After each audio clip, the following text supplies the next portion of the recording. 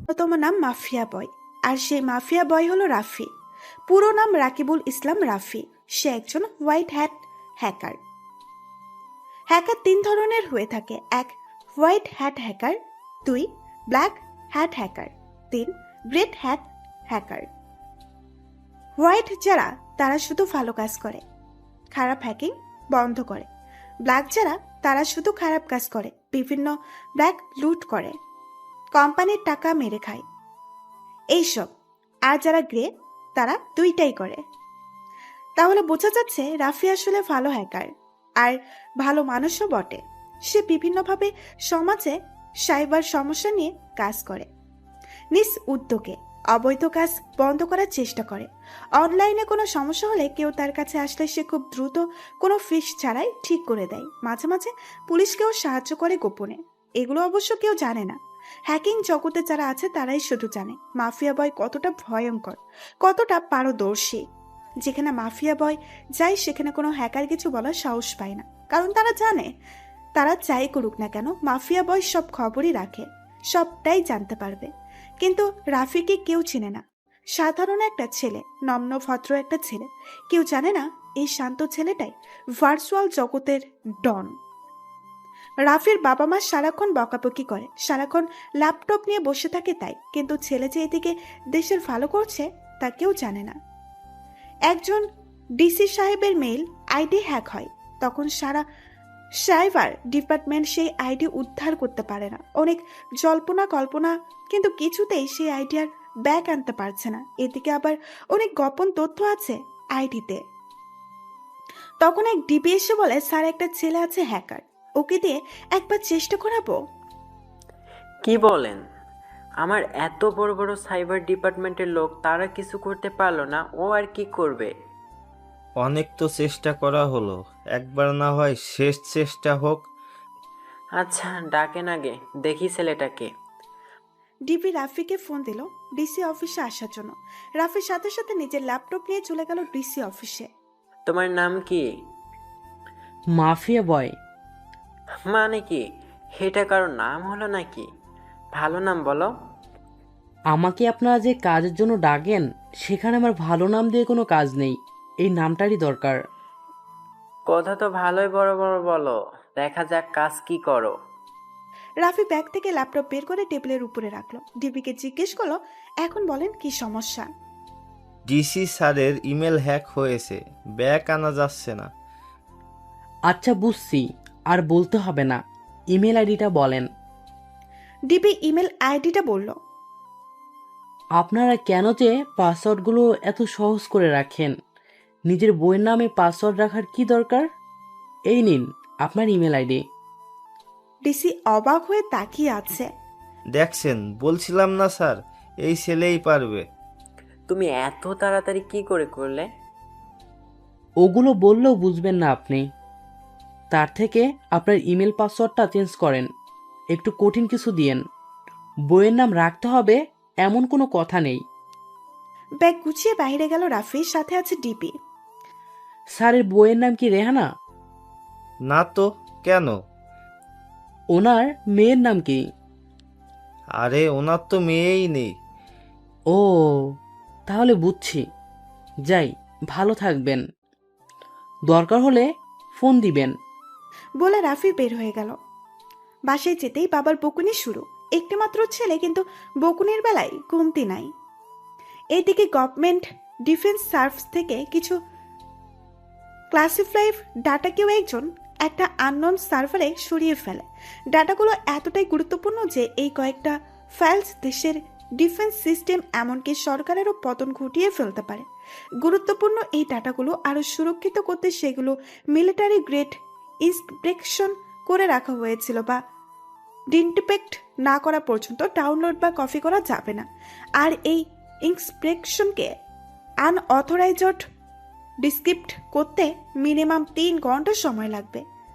Cyber division top priority দিয়ে সেই unknown serve track করার চেষ্টা করছে, যেন অক্ষত অবস্থায় সেই ফাইলগুলো ফেরত আনা যায়। ইতিমধ্যে 2 ঘন্টা 30 মিনিট পেরিয়ে যায়, অথচ হ্যাকার বা সেই সার্ভারের কোনো হদিশ মেলাতে পারে না। হঠাৎ করে স্লাইভার ডিভিশনের লিড হারিয়ে গেল, অর্থাৎ হয় আননোন সার্ভটিকে অনলাইন করে দেওয়া হয়েছে অথবা সার্ভারটিকে ডাউন করে দেওয়া হয়েছে। এমন অপূরণীয় ক্ষতির কারণ যখন স্লাইভার ডিভিশনের যোগ্যতা নিয়ে প্রশ্ন উঠেছিল, ঠিক তখনই স্লাইভার ডিভিশনের কাছে একটা মেইল এলো, একটা আইপি অ্যাড্রেস, আর তার নিচে লেখা knight of my country mafia boy. Access করে দেখা যায় সেই ইন্সপেক্টড ডাটাগুলো। সাইবার ডিভিশন ধারণা করল মাফিয়া বয় নামের কোনো দেশপ্রেমিক দেশের প্রতিরক্ষাকে ভেঙে পড়তে দেয়নি। কিন্তু কে এই মাফিয়া বয়? পুরো স্লাইভার ডিভিশন যেখানে ব্যর্থ সেখানে মাফিয়া বয় কিভাবে কাজটা করে ফেললো? এমন হাজারো প্রশ্ন নিয়ে শুরু হলো সাইবার ডিভিশনের নতুন মিশন, কে এই মাফিয়া বয়। তারপর ডিফেন্স মিনিস্ট্রিট মাফিয়া বয়কে খুঁজতে থাকে। তখন ডিসি ডিবিকে দিয়ে খোঁজ লাগায়। বৃহস্পতিবার রাত 9টা। রাফি, তুমি কি কাল ফ্রি আছো? কাল তো শুক্রবার, কোনো ইমার্জেন্সি কেস নাকি? জানি না, স্যার তোমাকে তার বাংলোতে রেখেছে ঠিক সকাল 10টায়। তাহলে তো মনে হয় বেশ জটিল কেস। তা জানি না, কিন্তু আমাকেও যেতে নিষেধ করেছে তোমার সাথে। তোমাকে একাই যেতে হবে। আমাকে শুধু তোমাকে ফোন করে জানিয়ে দিতে বলল, তাই ফোন দিয়ে জানিয়ে দিলাম। কি যে বলে আল্লাহ জানে। আচ্ছা ভাই, আমি পৌঁছে যাব। ফোন রেখে রাফি ভাবছে কি এমন হতে পারে? শহরে কি নতুন কোনো সাইবার ক্রাইমের উপদ্রব বেড়েছে নাকি? চিন্তা করতে করতে ঘুমিয়ে গেল। সকাল 9টায় এলার্ম বাজলো। রাফি তাড়াহুড়া করে রেডি হয়ে নাস্তা না করেই ব্যাগ নিয়ে বেরিয়ে গেল। পেছন থেকে বাবা বকছে, সেদিকে কোনো খেয়াল নেই। সে সোজা ডিসির বাংলোয় চলে গেল। গেটে এক ভুড়িওয়ালা দারোয়ান দাঁড়ানো। কোথায় যাচ্ছে? বাস স্ট্যান্ডে যাব। ফাজলামো হচ্ছে? গেটে এক ভুড়িওয়ালা দারোয়ান দাঁড়ানো। দূর থেকে ডিসি সাহেব হাত দিয়ে ইশারা দিলেন রাফিকে ছেড়ে দেওয়ার জন্য। বিশাল বাংলো, ডিসি সাহেব একাই থাকে। পরিবার থাকে ঢাকাতে। বাগানের ভেতরে একটু ফাঁকা জায়গা, সেখানে চেয়ার টেবিল পাতানো। রাফি সালাম দিয়ে ব্যাগ থেকে ল্যাপটপ বের করতে যাবে, ঠিক তখনই ডিসি সাহেব থামিয়ে দিল। আজ ওটার বের করতে হবে না। রাফি একটু অবাক হয়ে ব্যাগ থেকে হাত বের করতে করতে বলল, তাহলে স্যার আমাকে কি জন্য ডেকেছেন? দেখো রাফি, প্রথম দিনে তোমার কাজের পারদর্শিতা দেখে আমি মুগ্ধ। ডিবি অফিসার মাসুদের মুখে শুনেছিলাম তুমি নাকি হোয়াইট হ্যাক মাফিয়া বয়। আমি কি সেই মাফিয়া বয়ের সাথে কথা বলছি যাকে সবাই সাইবার জগতের মাফিয়া বলে চিনে? স্যার, আমি জানি না মাসুদ ভাই আপনাকে আমার সম্পর্কে কি বলেছে, তবে সাইবার জগতে সবাই আমাকে মাফিয়া বয় হিসেবেই জানে, এবং সত্যিকারের জীবনে আপনি আর মাসুদ ভাই ছাড়া আর কেউ জানে না যে আমি মাফিয়া বয়। ডিসি সাহেব একটা ফর্ম বের করে রাফির সামনে দিল। রাফি বলল, স্যার এটা কিসের form? NSA, national security agent. তোমার মতো যোগ্য পারদর্শী দেশপ্রেমিক হোয়াইট হ্যাকের খোঁজ করছে এবং তোমার কাজে এনএসএ নজরে এসেছে। তোমার সামনে যে ফর্মটা দেখতে পারছো, এটা তোমার জন্য একটা সুযোগ। এতদিন তুমি নিজের তাগিদে দেশের সেবা করছো। যদি তুমি চাও তাহলে এই দেশের সাইবার টিমে তোমার দক্ষতা কাজে লাগিয়ে দেশকে আরও সুরক্ষিত করতে পারবো। রাফি ফর্মটা তুলে পড়া শুরু করলো। এনএসএ এর স্লাইভার ডিভিশনের ফায়ারওয়ার ইঞ্জিনিয়ার নিয়োগ ফর্ম। ফর্মটা নিয়ে চিন্তা করো না, ওটা শুধুমাত্র ফর্মালিটি। তোমার মূল জব ডিসক্রিপশন তোমাকে এনএসএ হেডকোয়ার্টারে বুঝিয়ে দিবে। তাই যদি তুমি দেশের সেবায় নিজেকে নিয়োজিত করতে চাও তাহলে ফর্মটা পূরণ করে বাকি কাগজপত্রগুলো নিয়ে রবিবার আমার অফিসে চলে এসো। রাফির সবকিছু কেমন যেন মাথার উপর দিয়ে চলে গেল। সামান্য ইমেল আইডি উদ্ধার করে দেওয়ার জন্য এনএসএ এর মতো সংস্থার হয়ে কাজ করার সুযোগ। কিছু বলতে গিয়েও বলতে পারে না রাফি। চেয়ার থেকে উঠে ডিসি স্যারকে সালাম দিয়ে গেটের দিকে যেতে গেল রাফি। ঠিক তখনই পেছন থেকে ডাক দিলেন ডিসি সাহেব। রাফি, যদি তুমি সুযোগটা গ্রহণ করো তাহলে তুমি এসব কারোর সাথে শেয়ার করতে পারবে না, এমনকি তোমার বাবা মায়ের সাথেও না। বলবে আইসিটি ডিভিশনের সফটওয়্যার ইঞ্জিনিয়ার হিসাবে ঢুকেছো। আর হ্যাঁ, তুমি মাসুদকে চিনো কিভাবে?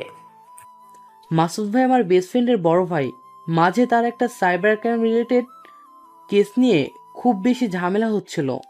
চায়ের কাপের আড্ডায় ব্যাপারটা সলভ করতে সাহায্য করেছিলাম। তারপর থেকেই সাইবার বিষয়ে কোনো কেস আসলে আমাকে মাসুদ ভাই ফোন দিত। কাজ আপনাদের সাইবার টিম করত, আমি একটু হেল্প করতাম। এভাবেই মাসুদ ভাই থেকে ডিবি মাসুদ ভাইয়ের সাথে পরিচয়। দেশের জন্য তোমার কিছু করার ইচ্ছা আছে বুঝে নেই তোমাকে এত কিছু বলা। যাই হোক, মাসুদের সাথেও এসব কিছু শেয়ার করার দরকার নেই। কিছু জিজ্ঞাসা করলে বলবে আমার পার্সোনাল কাজে তোমাকে ডেকেছিলাম। আচ্ছা স্যার, ধন্যবাদ স্যার এসব কিছুর জন্য। যাও, ভালোভাবে ভেবে দেখো। রবিবার তোমার পজিটিভ উত্তরের অপেক্ষায় থাকবো। রাফি চলে গেল। যাওয়ার সময় গেট থেকে বের হবার সময় দারোয়ান ওনাকে স্যালুট দিল। তখন রাফি কপাল থেকে হাত নামিয়ে নিল, বলল, চাচা, আগে কিছু হয়ে নেই, তারপর সেলুট দিয়েন। রাফি খুশি আর বিস্ময় ভরা মনে চলে গেল। কিন্তু কষ্ট লাগতেছে, কাউকে কিছু জানাতেও পারবে না, এমনকি বাবা মাকেও না। বাসায় ঢোকার সাথে সাথে বাবার ঝাড়ি শুরু। সকাল সকাল না খেয়ে কোথায় মরতে গিয়েছিলিস এই বন্ধের দিনে? যাবি যা, খেয়ে যাওয়া যায় না? রাফি বাবার কাছে যেয়ে বাবাকে হঠাৎ জড়িয়ে ধরল আর বলল, বাবা তুমি অনেক ভালো। কিরে, কি সব বলিস? টাকা লাগবে নাকি বাইরে কোনো কাণ্ড করে আছিস? কিছু না বাবা। মা কই? মাকে নাস্তা দিতে বলো, আমি আসছি ফ্রেশ হয়ে। রাফি উপরে নিচে রুমে চলে গেল খাবার টেবিলে। বাবা, মা, এদিকে একটু আসো। কি হয়েছে? আমার একটা সরকারি চাকরি হতে পারে, আমার জন্য দোয়া কইরো। কি বলিস? কোথায়? রাফির মা শুনেই আল্লাহ এর কাছে দোয়া প্রার্থনা শুরু করলেন। আইসিটি ডিভিশনের সফটওয়্যার ইঞ্জিনিয়ারিং হিসেবে। যাক, তোর তো একটা ব্যবস্থা হলো তাহলে। এখন একটু শান্তি। বাকি রইল তোর বিয়ে, তাহলে একদম শান্তিতে থাকতে পারবো। কি বলো রাফির মা? দূর, গাছে কাঁঠাল গোপে তেল। আগে হোক, তারপর দেখা যাবে। রাফি একটু লজ্জা পেয়ে উপরে উঠে গেল নিজের ঘরে। নিজের আইডিতে ঢুকলো। ঢুকেই একটা নিউজ দেখে রাফির চোখ কপালে উঠল। ডিফেন্স মিনিস্টার স্লাইভার ডিভিশনের মাফিয়া বয়। রাফি তো দেখে অবাক, সে আগে কোনোদিন ডিফেন্স মিনিস্টার হয়ে কোনো কাজ করেনি, তাহলে তার নামে আইপি দিয়ে কে এই কাজ করলো? রাফি অনেক চেষ্টা করলো, কিন্তু একটা কোডের মেসেজ ছাড়া কিছুই পেল না। মেসেজটি ছিল, I will find you mafia boy, mafia girl. রাফির কপালের ভাঁজটা আরো লম্বা হয়ে গেল। সকাল সকাল ডিসি স্যারের অফার, আবার এখন সাইবার ডিভিশনের মাফিয়া বয়, সে যে মাফিয়া গালের এত বড় কাণ্ড। রাফিয়া কিছুক্ষণ হ্যাং হওয়া কম্পিউটারের মতো বসে থাকলো। সকালে কার মুখ দেখে ঘুম থেকে উঠেছিল তাই ভাবতে ভাবতে আবার আঙুলগুলো চালালো কিবোর্ডের উপরে। রাফি বসে গেল রিসার্চ করতে। একে তো মেজাজ খারাপ যে কেউ একজন তার নাম নিয়ে নিল। না, এই মাফিয়া গার্ল সম্পর্কে জানতেই হবে। এত বড় একটা কাজের ক্রেডিট কেন মাফিয়া বয়কে দিয়ে দিল? রিসার্চ থেকে কিছুটা বিস্মিত হলো রাফি। খুব বেশি পুরাতন নয় এই মাফিয়া গার্ল, কিন্তু এরই মধ্যে মায়ানমারের প্রায় 300 সাইট এবং ইন্ডিয়ার প্রায় 100 সাইট হ্যাক করে ফেলেছে এই মাফিয়া গার্ল। আর প্রতিটা হ্যাকিং এই সেই একটাই কোডেড মেসেজ দিয়ে গেছে।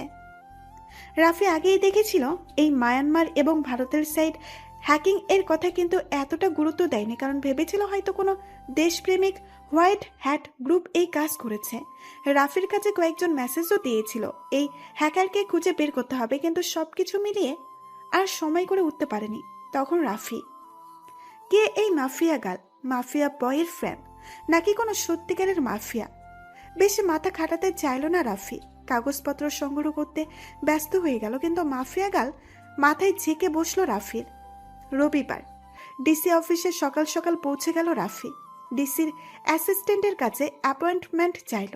অ্যাসিস্ট্যান্ট তেমন গুরুত্ব দিল না। কয়েকবার বলার পরেও যখন অ্যাসিস্ট্যান্ট কোনো রেসপন্স করছিল না, তখন রাফি বলল, আপনি দয়া করে স্যারকে বলুন রাফি এসেছে। রাফি নামটা শোনার পর অ্যাসিস্ট্যান্ট এক প্রকার ভূত দেখার মতো লাফিয়ে উঠল। আপনি রাফি? জি, আমি রাফি। আপনার অ্যাপয়েন্টমেন্ট নেওয়া আছে, একটু অপেক্ষা করুন। এই বলে ডিসির অফিসের ভেতরে চলে যায় অ্যাসিস্ট্যান্ট। 20 সেকেন্ড পরই বের হয়ে রাফিকে ভেতরে ডাক দিল। রাফি ভেতরে উকি দিয়ে, স্যার আসসালামু আলাইকুম, কেমন আছেন? হ্যাঁ রে রাফি যে, আসো আসো। রাফি পাশের সোফায় গিয়ে বসলো। রাফি খেয়াল করলো ডিসি তার অ্যাসিস্ট্যান্টকে কিছু বলে বাইরে পাঠিয়ে দিল। তারপর রাফি, সামনে এসে বসো। রাফি উঠে গিয়ে সামনে বসলো।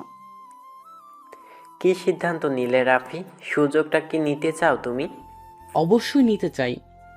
দেশের হয়ে কিছু একটা করার আমার জন্য সৌভাগ্যের ব্যাপার। আমি জানতাম তুমি আগ্রহী হবে। সাম্প্রতি তোমার কাজে ডিফেন্স মিনিস্ট্রি থেকে শুরু করে সাইবার ডিভিশনের সবাই তোমার প্রতি কৃতজ্ঞ। তুমি তোমার রিয়েল লাইফের আইডেন্টি এমনভাবে হাইড করে রেখেছো যে যদি মাসুদ বা আমি তোমাকে না চিনতাম তাহলে হয়তো খুঁজেই পেতাম না। রাফির কপালটা আবার কুঁচকে গেল। Defence ministry, cyber division.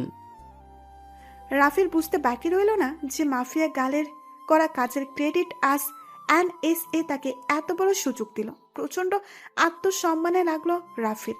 Mafia গালের কাজের সুবাদে আজ রাফি এই সুযোগ পেল, কিন্তু রাফি তো নিজেও মন প্রাণ দিয়ে দেশের জন্য কিছু করতে চায় না। এর শেষ দেখতেই হবে। রাফি, রাফি। ডিসি স্যারের ডাকে ঘোর কাটলো রাফির। দেখি ফর্ম আর কাগজপত্রগুলো দাও। কপালের ফাঁস বজায় রেখে কাগজপত্রগুলো এগিয়ে দিল রাফি। হ্যাঁ, সব ঠিক আছে। তোমার ট্রেনিং হয়তো মাস খানেকের ভিতরে শুরু হয়ে যাবে। তোমার সব ডিসক্রিপশন তুমি এনএসএ হেডকোয়ার্টার থেকে জানতে পারবে। তাই ততদিন তোমার চাকরির পরিচয় কেউ যেন না জানতে পারে, সেইভাবেই থাকবে। তোমাকে সেই রকমই ট্রেনিংই দেওয়া হবে।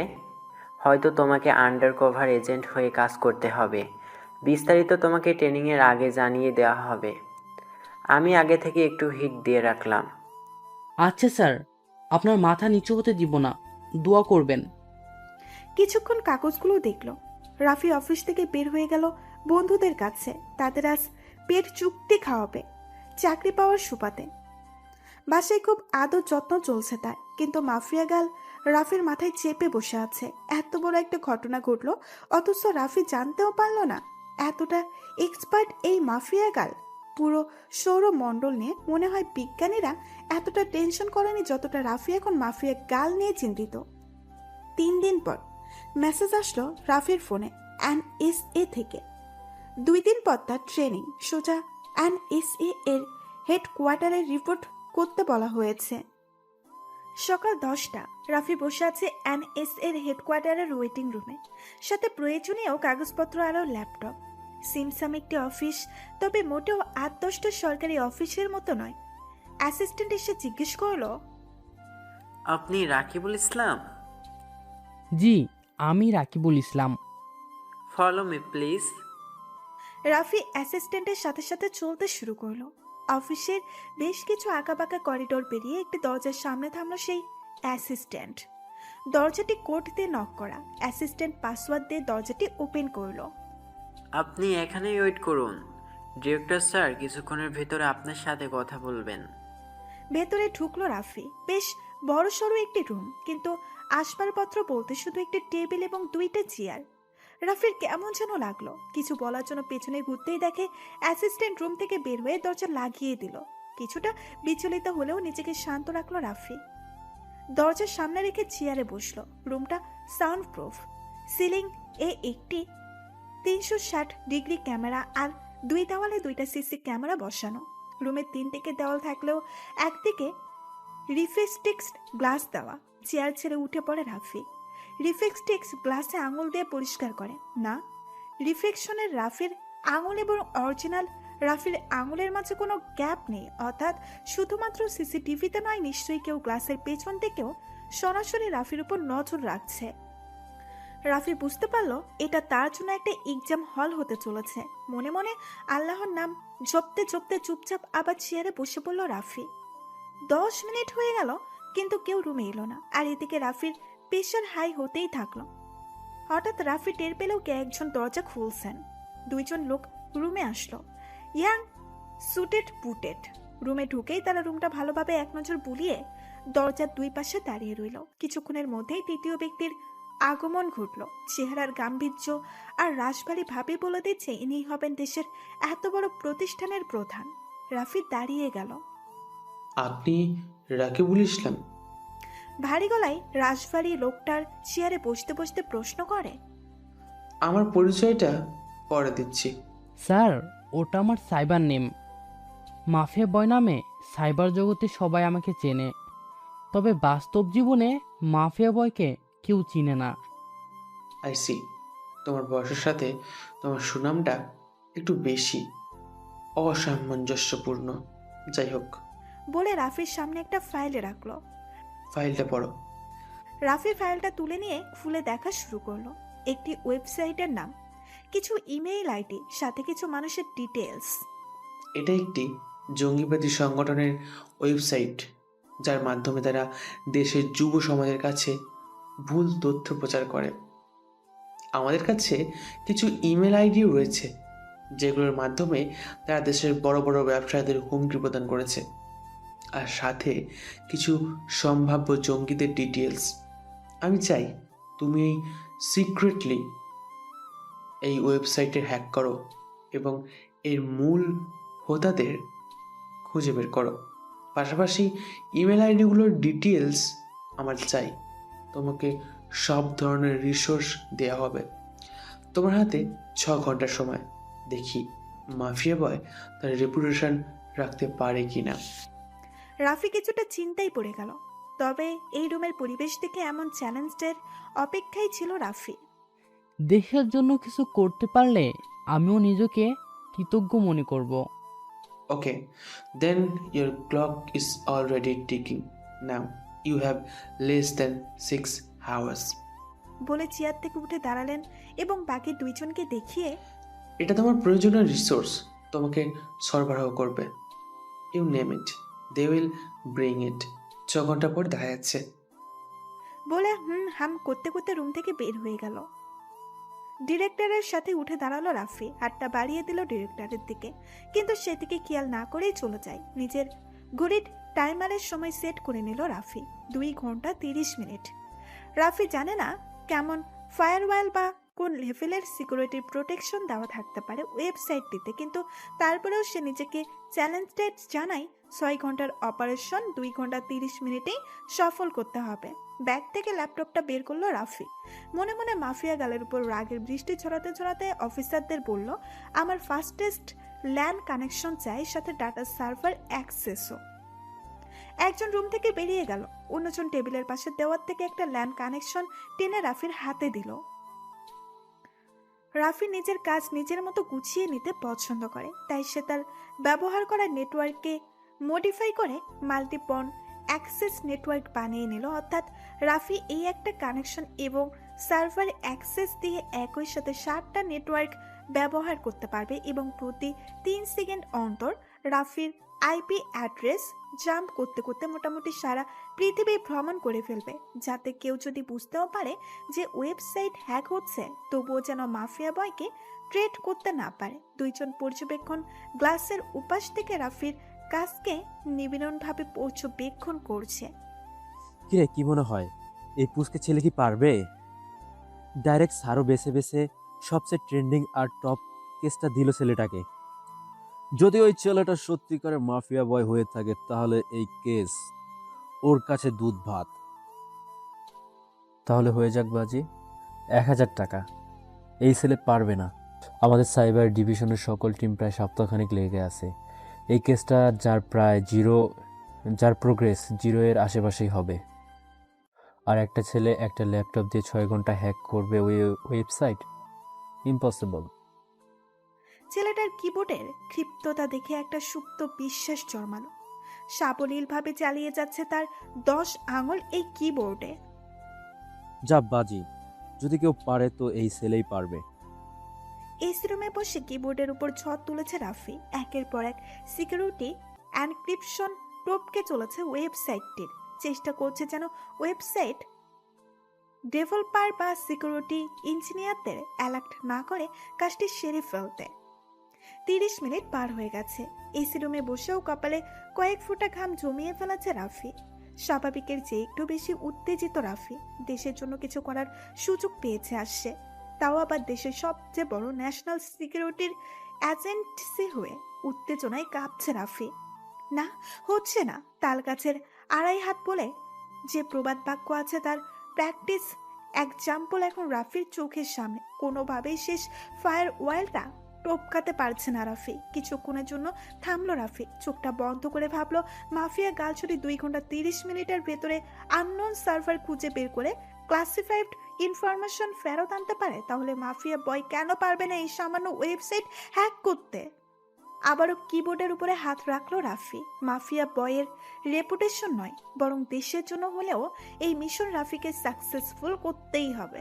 আবারও ঝড় উঠলো কিবোর্ডে। না, আর কোনো বাধাই মানবে না রাফি। জটিল বাইনারি এনক্রিপশন ক্র্যাক করে শেষ ফায়ার ওয়ালটাও টপকে যায় রাফি। সামনে চলে আসে ডেভেলপার, অ্যাডমিন, অত্তরসহ ওয়েবসাইটটির সাথে সম্পৃক্ত সকলের আইপি অ্যাড্রেস ও অ্যাক্সেস কোড। লম্বা একটা স্বস্তির শ্বাস নেয় রাফি। স্টপ ওয়াচের দিকে তাকিয়ে দেখে 49 মিনিট 53 সেকেন্ড। বা নিজের টাইমিং দেখে নিজেরই এক্সপ্রেস হলো রাফি। সব ডেটা ডাউনলোড করা শুরু করলো রাফি। আর অফিসারদের বলল যেন ডাইরেক্টর স্যারকে খবর দেওয়া হয়, কাজ হয়ে গেছে। অফিসারদের বডি ল্যাঙ্গুয়েজ বলে না যেন তারা অবাক হয়েছে, কিন্তু তাদের চোখগুলো ছিল দেখার মতো। Job done? You must be joking.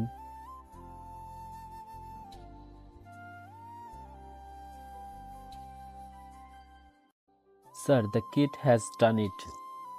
বিস্ময় আর উত্তেজনা নিয়ে বলল। হোয়াট? ইম্পসিবল। রাজ্যের বিস্ময় কপালে গুজে জবাব দিলেন। এখনো 1 ঘন্টা হয়নি। হাত ঘড়ির দিকে তাকিয়ে, are you sure officer? Absolutely sir. Let's check that out, shall we? Chair থেকে উঠে শুটের বোতাম লাগাতে লাগাতে বললেন। এক প্রকার ছুটতে ছুটতে রুমে ঢুকলেন ডাইরেক্টর। ততক্ষণে রাফি প্রায় শেষ করে ফেলেছে ইমেল আইডিগুলোর এক্সেসের কাজ। ডাইরেক্টর টেবিলের উপরে 2 হাত ঝুঁকে উঠে বলে। সমি। এক্সাইটমেন্ট নিয়ে রাফি আবারও ল্যাপটপটি ঘুরিয়ে দেয় ডাইরেক্টরের দিকে। কিছুক্ষণ ঘেটে ঘুটে চোখ চকচক করে উঠল ডাইরেক্টরের। টেবিলের উপরে 2 হাত চাপড়ে সজোরে বলে উঠলেন। Yes yes yes, well done mafia boy, well done.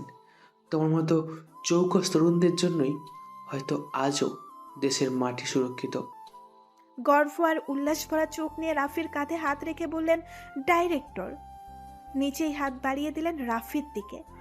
My name is brigadier Ijaz Mamun, director of NASA.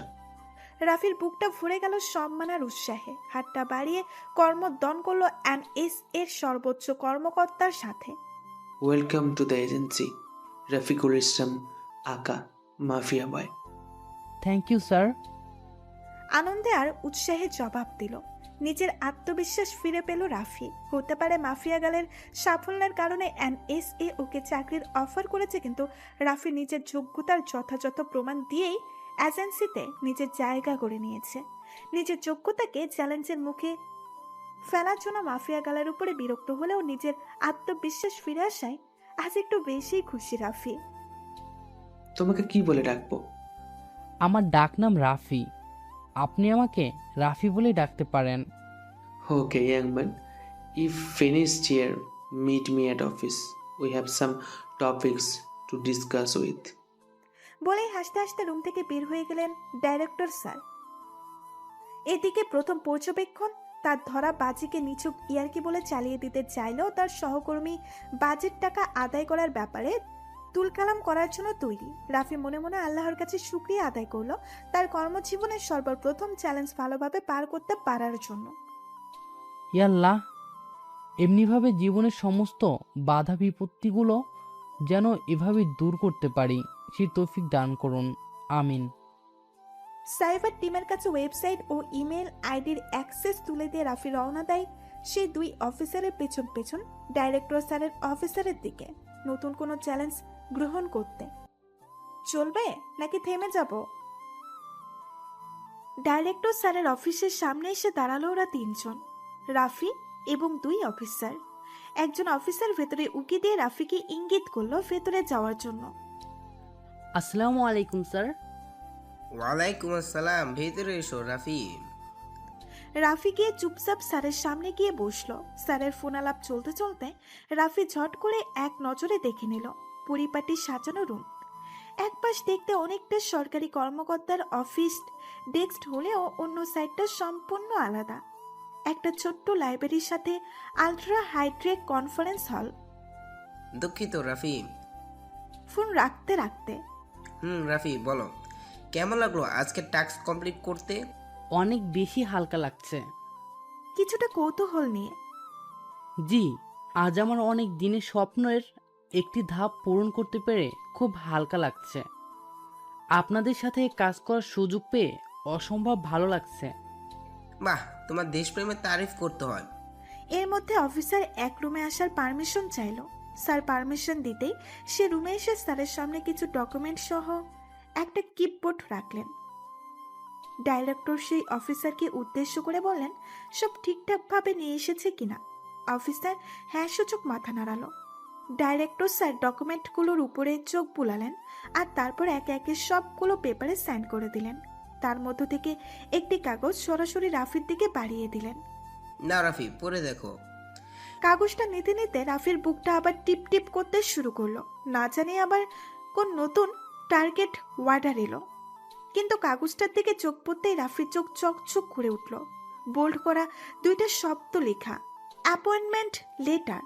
প্রচন্ড উত্তেজনায় রাফি কাঁপতে শুরু করলো। বাকিটা না পড়েই রাফি স্যারকে ধন্যবাদ দিতে চাইল, কিন্তু ডিরেক্টর স্যার রাফিকে পুরোটা পড়ার জন্য ইঙ্গিত করলেন। তাই কিছুটা কৌতূহল মিশ্রিত উত্তেজনা নিয়ে রাফি পড়তে থাকলো। অ্যাপয়েন্টমেন্ট লেটার অনুযায়ী রাফিকে তথ্য মন্ত্রণালয়ের আন্ডারে আইসিটি ডিপার্টমেন্টের একজন সফটওয়্যার ইঞ্জিনিয়ার হিসেবে নিয়োগ দেওয়া হয়েছে। এটা তোমার কাভার আপ অ্যাপয়েন্টমেন্ট লেটার। তোমাকে যেন এনএসএ সম্পর্কিত কোনো প্রশ্নের সম্মুখীন হতে না হয় সেজন্য। তোমার হাজিরা বেতন সবকিছু এনএসএ হয়ে তথ্য মন্ত্রণালয়ের রেকর্ড হবে।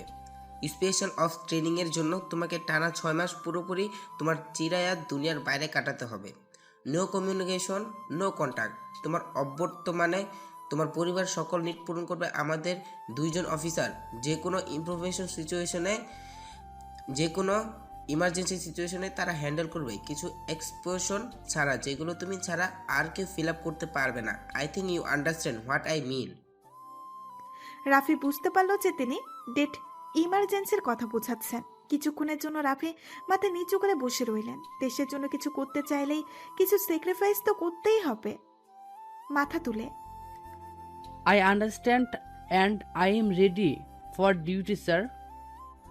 হয়তো এটাই দ্রুত এর উত্তর আশা করছিলেন না ডাইরেক্টর, তাই বিস্ময়ের সাথে রাফির দিকে কিছুক্ষণ তাকিয়ে রইলেন। আজ থেকে 7 দিন পর তোমার ট্রেনিং শুরু। সবার সাথে দেখা করে কথা বলে নাও, কারণ 6 মাস তাদের থেকে সম্পূর্ণরূপে বিচ্ছিন্ন থাকতে হবে তোমাকে। Good luck, see you in 7 days। Director স্যারের সাথে হাত মিলিয়ে রুম থেকে বের হয়ে এলো রাফি, আর ভাবতে থাকলো কতটা কঠিন হতে চলেছে তার সাদামাটা জীবন। সামনে 6 মাসের নিঃসঙ্গতার কথা ভেবে 7 দিনের পুরোটা সময় পরিবারের বন্ধু বান্ধব আর আপনজনদের সাথে কাটাতে চাইল রাফি। 7 দিন টানা স্লাইভার জগৎ থেকে বাইরে থাকার মাফিয়া গালের প্রতি চিন্তাটা কিছুটা ফিকে হয়ে গেল রাফির। 7ম দিনে সবার কাছ থেকে হাসি মুখে বিদায় নিল রাফি। মোবাইলটা ইচ্ছে করেই সাইলেন্ট মোড অন করে বালিচাপা করে রেখেছে, যেন সবাই ভাবে হয়তো ভুলে মোবাইলটা রেখেই চলে গেছে। যাবার পথে বারবার ফিরে দেখছিল সবাইকে। বলা তো যায় না, আল্লাহ না করুক 6 মাস পর যদি আর দেখা না হয়। এইদিকে প্রায় বছর খানেক ধরে সাইবার দুনিয়ায় নতুন এক প্রিডিক্টরের আবির্ভাব হয়েছে, কোডনেম মাফিয়া গাল। এত অল্প সময়ে এতটা ট্রেন্ডিং হওয়া একদমই ছেলে খেলা নয়। ইম্পসিবলকে পসিবল করা মাফিয়া গালের ডাপোটার পারদর্শিতা সবাইকে, ওয়ার্ল্ডের সবাইকে মানতে বাধ্য করেছে যে মাফিয়া গাল এই স্লাইভার দুনিয়ায় রাজত্ব করতে এসেছে। মাফিয়া গাল সম্পর্কে সবচেয়ে মজার ব্যাপার হলো 1 বছর আগে মাফিয়া গালের কোনো সাইবার হিস্ট্রিই নেই। যেন খুব নিপুণভাবে নিজেকে একটা গোষ্ঠে রূপান্তর করে রেখেছে। এমনকি মাফিয়া গালের কর্মকাণ্ড তখনই মানুষের চোখে পড়ে যখন সে নিজে থেকে তা চোখে ফেলতে চায়। কম বেশি সব মার্কেটে ওয়েব ডেভেলপার আর ফায়ারওয়াল এক্সপার্টকে নিদারুণ নাকানে চুপানি খাইয়ে ছেড়েছে এই মাফিয়া গাল। কেউ কেউ তো মনে করে মাফিয়া গাল মায়ের পেট থেকে কমপ্লেক্স কোডিং শিখে সোনার সিপিইউ মুখে নিয়ে জন্মাচ্ছে। হাস্যকর হলেও আপনার সারা জীবনের স্লাইভার হিস্ট্রি আর সাথে থাকা সকল অনলাইন অ্যাকাউন্টের social media, bank, top secret website এবং অন্যান্য ইউজার নেম ও অ্যাক্সেস কোড, এমনকি ভুল করে দেওয়া গুগল সার্চ হিস্ট্রি সহ সমস্ত ইনফরমেশন খুঁজে বের করতে মাফিয়া গালের সময় লাগবে কয়েক মুহূর্ত। রিয়েল লাইফে যদি আপনি ভয়ানক ইন্ট্রোভার্ট ও হয়ে থাকেন, সাইবার জগতে মাফিয়া গালের কাছে আপনি একটা ডিকোডেড ওপেন বুক। হাসি উড়ে গেল তো। মাফিয়া গালের ভয়াবহ ছোবলটা স্লাইভার ওয়ার্ল্ডের সামনে আসে পৃথিবীর নামি দামি একটা ব্যাংকের ঘটনা থেকে। ব্যাংকটাকে বলা যায় সারা দুনিয়ার সব কালো টাকার সুরক্ষিত লকার।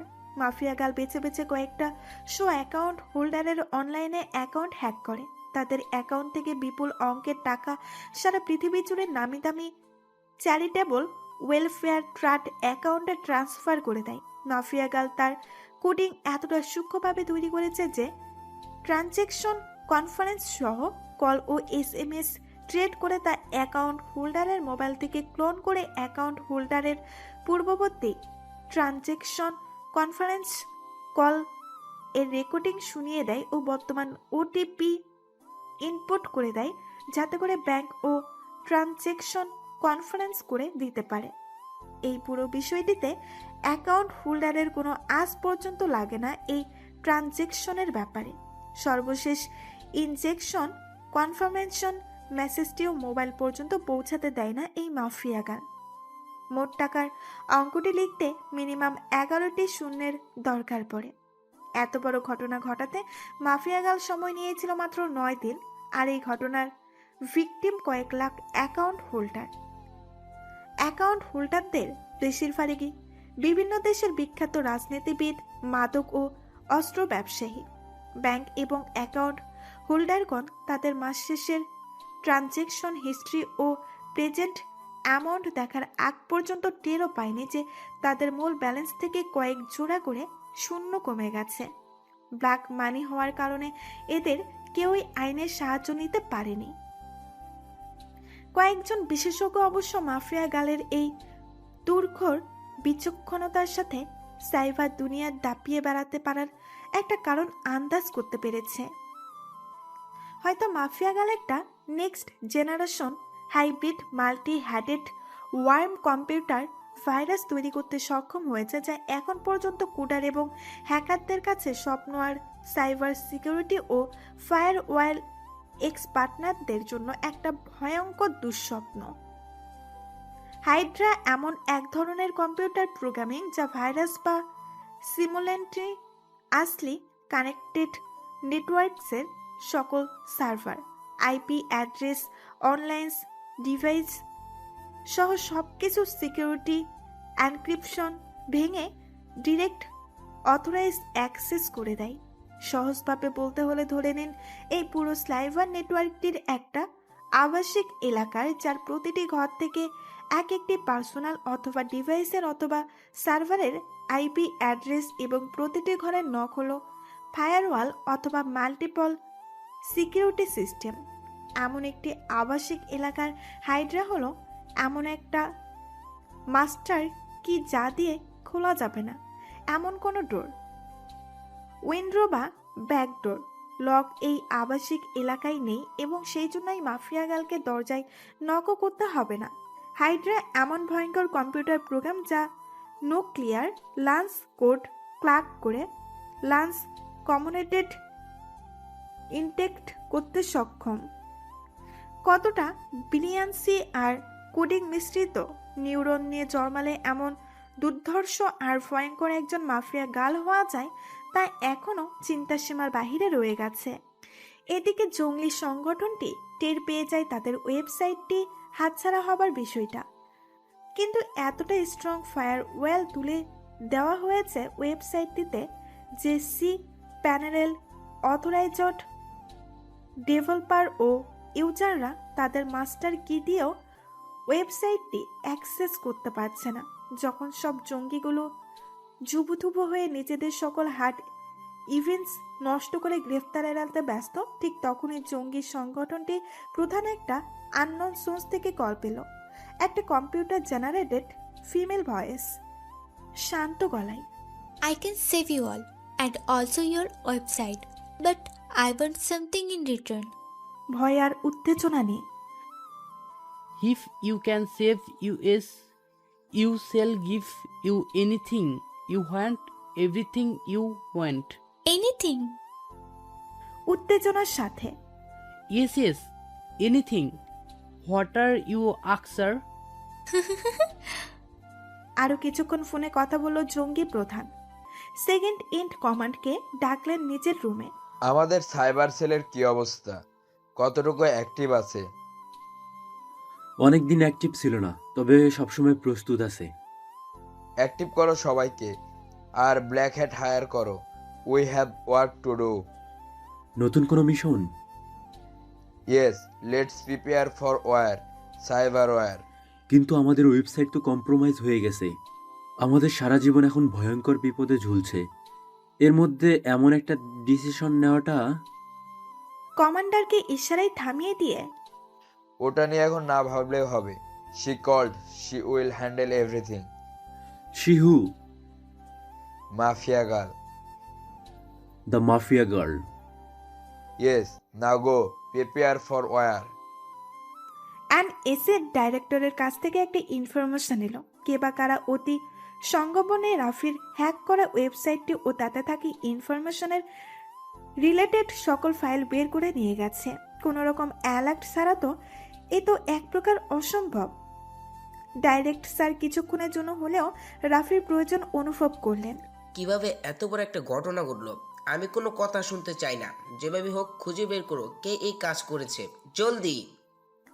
2 দিন পর জঙ্গি প্রধানের প্রিন্টারটি অটোমেটিক রান করে কিছু একটা প্রিন্ট শুরু করলো। প্রিন্ট হতে হতে প্রধানের মোবাইলটা বেজে উঠল। Unknown source, computer generated female voice. Did you got the list? Printer থেকে বের হওয়া কয়েকটি কাগজ তুলে নিল প্রধান। বেশ কয়েকটা ওয়েবসাইটের একটা লিস্ট। প্রিন্টারটি ঘরের 8টি ল্যাপটপ ও কম্পিউটারের সাথে প্রাইভেট ওয়্যারলেস কানেকশনে আছে। প্রধান ভাবলেন হয়তো ঘরেই আছে, যার সাথে সে কথা বলছে সে। দৌড়ে সবাইকে বলতে যাবে, ঠিক তখনই, Don't bother. I'm not your house, but I know. Where are you? Did you got the list? Yes yes. Good, then you know what to do, start digging. What about our website? We're finished. If the government has it.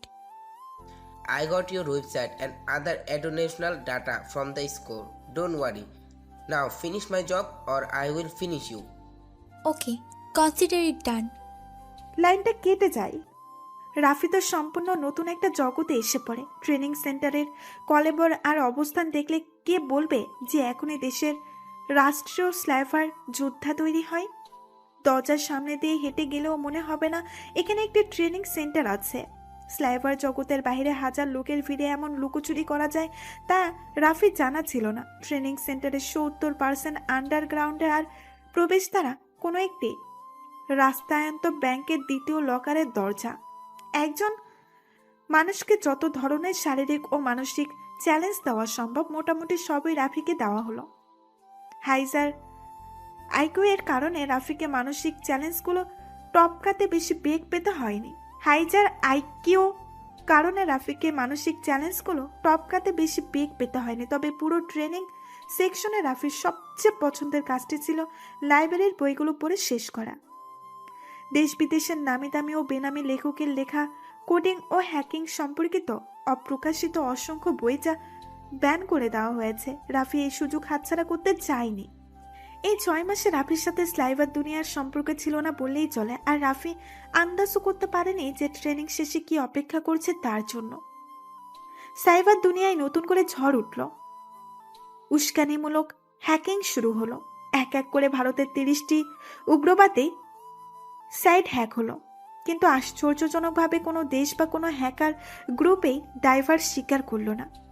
একইভাবে মায়ানমারের ও প্রায় সমপরিমাণ site down হয়ে গেল, আর কোনো গ্রুপেরই দায় নিল না। এভাবে বিভিন্ন দেশ বেশ কয়েকটি হামলা হলো, কিন্তু কেউ দায়িত্ব না নেওয়ায় সবাই চোখে মুখে অন্ধকার দেখতে থাকলো।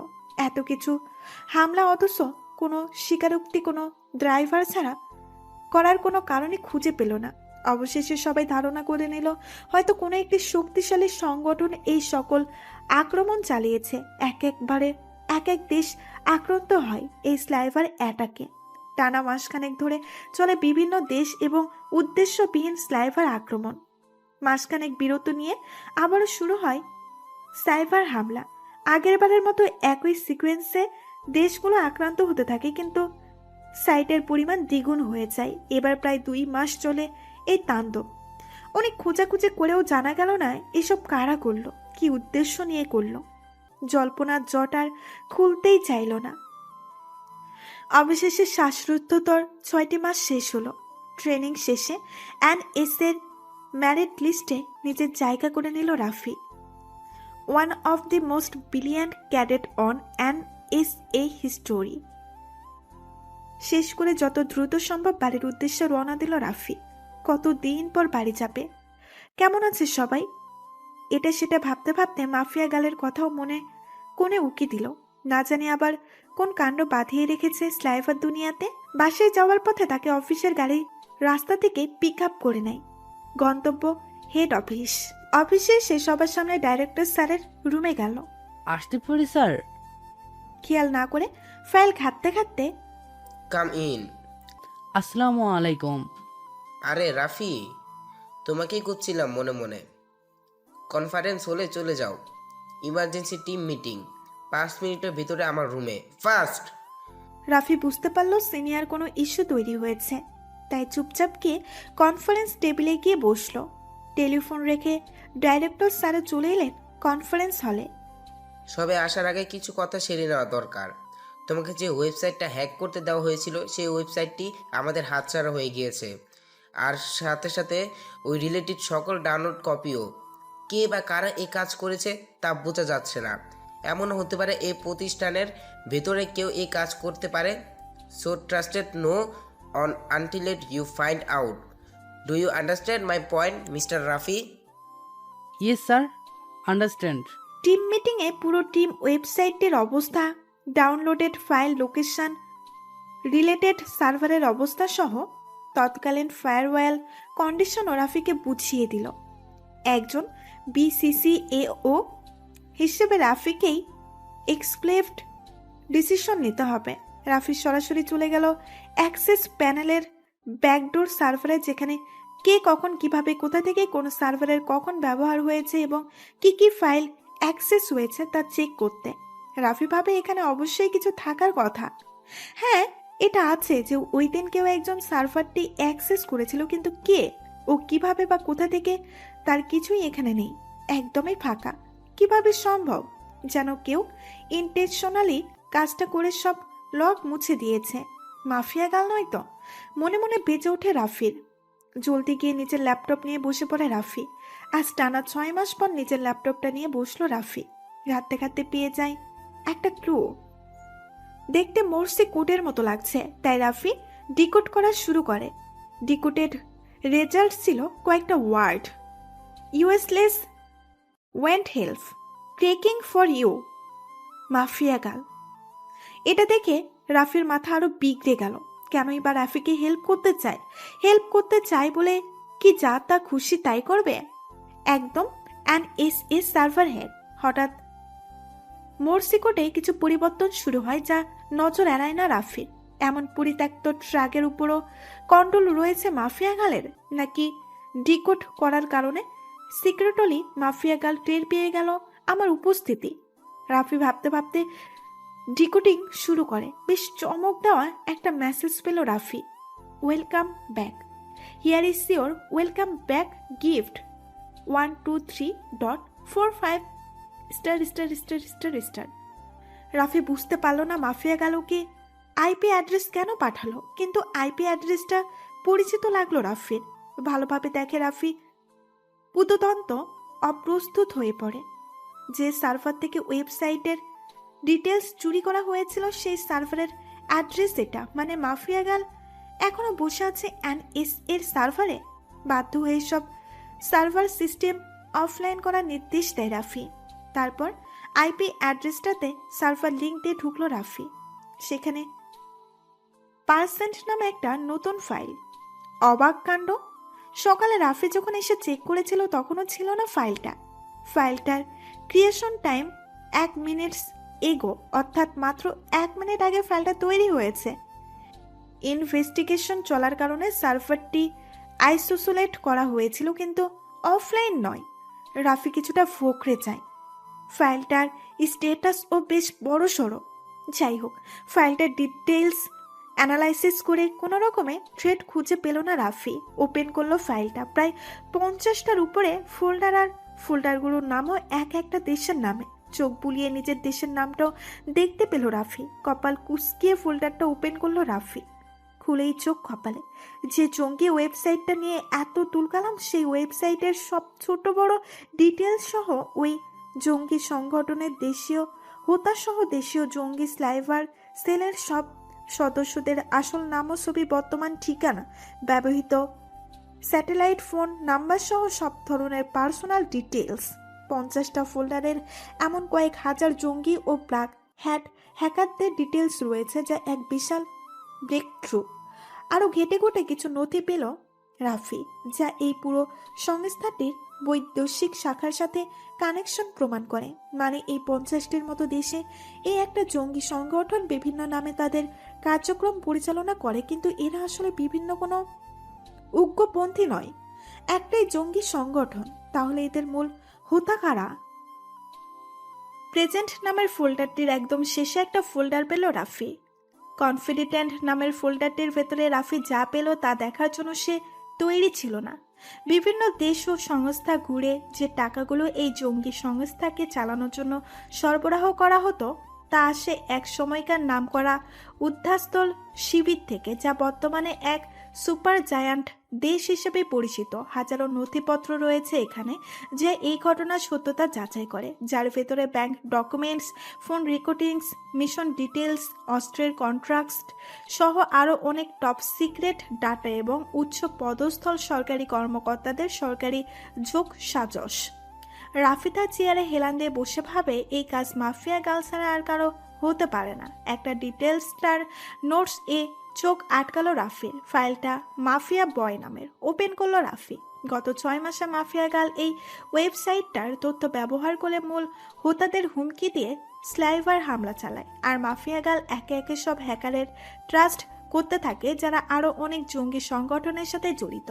এভাবে 1 থেকে 2 করে বাড়তে বাড়তে পুরো 50টি দেশে এদের কর্মকাণ্ড ট্রেস্ট করে মাফিয়া গার্ল আর জানতে পারে এদের মূল মদত দাতা বিভিন্ন সংস্থা ও কোম্পানি, যারা সারা পৃথিবীতে বহাল তবিরয়ে ব্যবসা করে আসছে, এবং এদের সিংভাগ শেয়ার হোল্ডার সেই উদ্ধাস্ত শিবির আর হিটলারের 2 চোখের বিষ জাতীয় নাগরিকগণ। বিভিন্ন এনজিও ও সমাজকল্যাণ সংস্থার নাম করে এরা বিভিন্ন দেশের অভ্যন্তরে নিজেদের ডেরা তৈরি করে এবং তাদের ওই লোক দেখানোর সমাজসেবার আড়ালে এই জঙ্গি কর্মকাণ্ড পরিচালনা করে। পরবর্তীতে আরও বিভিন্ন ঘাটাঘাটি করে এই কোম্পানিগুলোর সাথে সেই বিশেষ দেশটির সরকারের যোগ সমাজ পায় মাফিয়া গাল। সেই সব তথ্য প্রমাণ সহ বিভিন্ন এনে মাফিয়া বয়কে উপহার দেয় মাফিয়া গাল। গত 6 মাস ধরে ঘটে যাওয়া সমস্ত ঘটনার যোগসূত্র খুঁজে পায় রাফি। মাফিয়া বয় নামের ফাইলটিতে সম্পূর্ণ ঘটনার বর্ণনা দিয়েছে মাফিয়া গাল। রাফি ডাটাগুলো নিয়ে সোজা ডাইরেক্টরের স্যারের রুমে চলে গেল আর সব কিছু বুঝিয়ে বলল। ডাটাগুলো নিয়ে ডাইরেক্টর স্যারকে দেখাতেই স্যারের চোখ জল করে উঠল। ওয়েল ডান রাফি, আমি জানতাম তুমি পারবে। দুঃখিত স্যার, আমি কিছুই করিনি, সব মাফিয়া গাল করেছে। বলেই মাফিয়া বয় নামের নোটটা দেখাতে চাইলো, কিন্তু ফাইলটা হারিয়ে গিয়েছে। শত চেষ্টা করেও রাফি আর মাফিয়া বয় নোটটা খুঁজে পেল না। ওয়ান টাইম রেডএবল ফাইল হওয়ায় একবার ওপেন করার পর নিজে থেকে ডিলিট হয়ে গেছে। রাফি কিছুতেই ডাইরেক্টর স্যারকে বোঝাতে পারল না যে এটা ওর কৃতিত্ব নয়। ডাইরেক্টর স্যার ডকুমেন্টগুলোর ব্যাপারে জানাতেই প্রধানমন্ত্রীর কার্যালয়, স্বরাষ্ট্র ও পররাষ্ট্র মন্ত্রণালয়ের সাথে সরাসরি যোগাযোগ করলেন এবং এনএসএ স্লাইভার টিমে নতুন সংযোজন রাফির ভূমিকা তুলে ধরলেন। না, আর মাথা কাজ করছে না রাফির। আজকের দিনটা ছুটি নিয়ে বাড়ির দিকে রওনা দিল রাফি। এদিকে রাফির অফিস থেকে রাফির বাড়িতে খবর দেওয়া হয়েছে যে আজ তার ছেলের ট্রেনিং সম্পন্ন হয়েছে। আগামীকাল কোম্পানির গাড়িতে করে রাফিকে পৌঁছে দেওয়া হবে। সিলাস বাড়ি আসবে, তাই অনেক রকম রান্নার আয়োজন। কিন্তু রাফি আসার কথা সকালে। দুপুর গড়িয়ে বিকাল হতে চলল। রাফির জন্য মা দরজা খুলে বসে আছে। ছেলেকে ছাড়া সে কখনো একা থাকেনি। সারাক্ষণ শাসন করায় বাবাও আজ বসে আছে ছেলের আগমনের আশায়। গাড়ির আওয়াজ শুনেই বাবা মা দুজনেই বারান্দার দিকে উকি দিচ্ছে। এই বুঝি রাফি এলো। অবশেষে রাফির চেনা পরিচিত পায়ের আওয়াজ পাওয়া গেল দরজায়। বাবা মা দুজনেই ছুটে যায় দরজার কাছে, জড়িয়ে ধরে তাদের কলিজার ধনকে। এসেছিস বাবা, কখন থেকে তোর অপেক্ষায় বসে আছি। সব কথা কি দরজায় বলবে? আয় বাবা আয়। কি রে, তোর না সকালে আসার কথা ছিল? কেমন শুকিয়ে গেছে এটা? এই, তোর কি অনেক কষ্ট হচ্ছে? আরে একে ছেড়ে দাও, ফ্রেশ হয়ে আসুক। বাবা তুই ফ্রেশ হয়ে তাড়াতাড়ি খেতে আয়। কেমন আছো তোমরা? আমাকে তো কথাই বলতে দিচ্ছ না। ভালোই আছিস রে বাবা। এখন তুই ছাড়া যে একদম ফাঁকা ফাঁকা লাগে। আমাকে বই নিয়ে দে একটা, আর ফাঁকা ফাঁকা লাগবে না। সারাদিন মা মেয়ে গল্প করে কাটিয়ে দেব। হলো, এসে পারলাম না, শুট করে দিলে। মা, তুমিও না পারো বটে। ব্যাগ নিয়ে উপরে চলে গেল অনেকটা রাগ দেখিয়ে। রাফির মন মেজাজ এমনিতেই একটু খারাপ ছিল আজ মাফিয়া গালের বিষয়টা নিয়ে। রাফি এই ক্রেডিট নিতে ভালো লাগছে না, কারণ সে এর হকদার না। খাবার টেবিলে বাবা ছেলে মা মিলে অনেক রকম গল্প হওয়াটাই স্বাভাবিক। তোর পোস্ট কি, বেতন কেমন, কিছুই তো বললি না। নিয়ে দেখতে গেলে তো বলতে হবে নাকি? বাবা, তুমিও শুরু করলে? আইসিটি ডিভিশনের সফটওয়্যার ইঞ্জিনিয়ার। বেতন সঠিক জানি না, তবে বেসিক 1,60,000। বাহ, ছেলে আমার বড় অফিসার হয়ে গেছে। এখন মেয়ে পাওয়া ঝামেলা হবে না। এই, তোর কোনো পছন্দ নাই তো? থাকলে বল, কথা পাকা করে রাখি। মা, আমি কিন্তু না খেয়ে উঠে চলে যাব। এইসব বাদ দিবে? আচ্ছা ঠিক আছে, বাদ দিলাম। এই, তোর জয়েনিং কবে? 6 দিন পর ঢাকায় জয়েনিং। খাওয়া শেষ করে বিছানায় শুয়ে পড়ে রাফি। প্রচন্ড ক্লান্তিতে মুহূর্তে তলিয়ে যায় রাফি। সন্ধ্যায় ঘুম ভাঙে, উঠে ফ্রেশ হয়ে রেখে যাওয়া ফোনটা খোঁজা শুরু করলো, কিন্তু খুঁজে পাচ্ছে না। পরে মায়ের কাছে যেয়ে পেল ফোন। ফোন কেউ এভাবে রেখে যায়?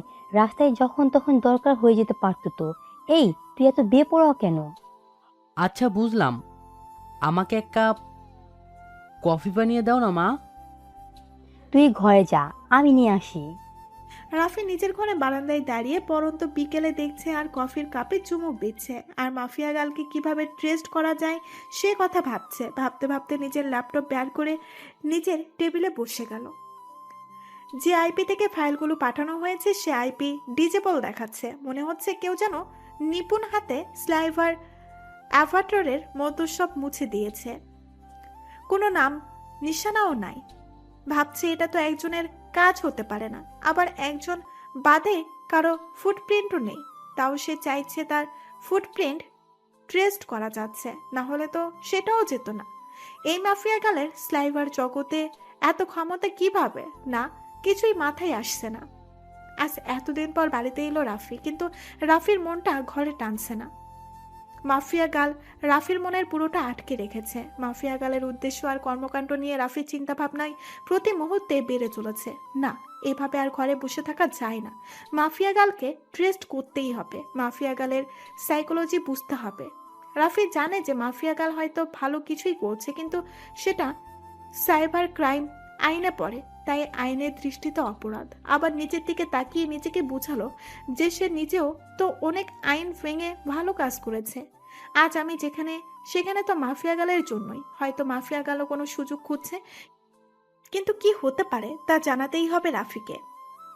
জয়েনিং 6 দিন পর হলেও 3 দিনের মাথায় রাফি ব্যাগপত্র গুছিয়ে নিল। বাসায় কি বলবে তা বুঝে উঠতে পারছে না, কিন্তু যতক্ষণ পর্যন্ত হেডকোয়ার্টারে পৌঁছে ইনভেস্টিগেশন শুরু না করতে পারছে ততক্ষণ পর্যন্ত রাফি ঠিক থাকতে পারছে না। ব্যাগপত্র গুছাতে দেখে বাড়ির সব কারণ জানতে চাইলেও রাফি কাউকে তার আসল কারণ না বলে ব্যাপারটা এড়িয়ে গেল। রাফির বাবা শুধুমাত্র রাফির বাবাই নয়,